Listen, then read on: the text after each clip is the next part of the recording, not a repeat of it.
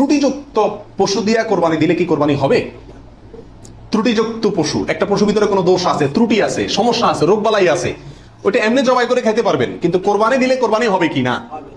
এর উত্তর হলো কিছু কিছু ত্রুটি আছে, যেই ত্রুটিগুলো থাকলে পশু কোরবানি করলে ওই কোরবানি যথেষ্ট হবে না। আর কিছু কিছু ত্রুটি আছে যেগুলো থাকলেও কি দেওয়া যাবে, ওই ত্রুটি সহকারে কোরবানি দিলে কোরবানি হয়ে যাবে। কোন ত্রুটিতে আপনার কোরবানি দিলে কোরবানি হবে না?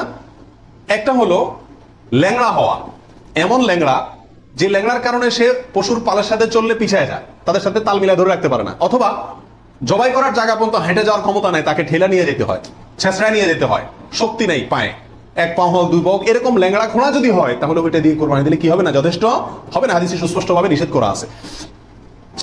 আরেকটা হলো যে এই পরিমাণ রুগ্ন, অসুস্থ, রোগা, যে রোগার কারণে সে চলাফেরা করতে পারে না, বা ওই যে হাঁটা শক্তি নেই, প্রচন্ড রোগা, দুর্বল, সেটা দিয়ে কোরবানি দিলেও কি হবে না?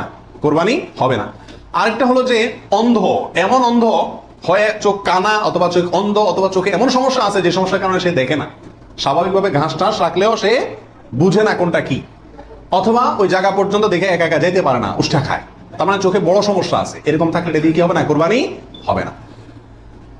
একটা শিং অথবা দুইটা শিং গোড়া থেকে উঠে গেছে, একেবারে গোড়া সহ উঠে গেছে, এরকম যদি হয় এটা দিয়ে কোরবানি দিলেও কোরবানি হবে না। তবে যদি সামান্য হয়, সামান্য কান কাটা, সামান্য শিং ভাঙা, সামান্য একটু পায়ে সমস্যা, সামান্য একটু অসুখ বিসুখ আছে, এরকম যদি হয় সেগুলো দিয়ে কোরবানি দিলে কি হবে? কোরবানি হয়ে যাবে। অর্থাৎ ত্রুটি যদি ছোট হয় সমস্যা নাই, বড় ত্রুটি যদি হয় তার কারণে কি হবে না? ওই পশু দিয়ে কোরবানি দিলে কোরবানি যথেষ্ট হবে না।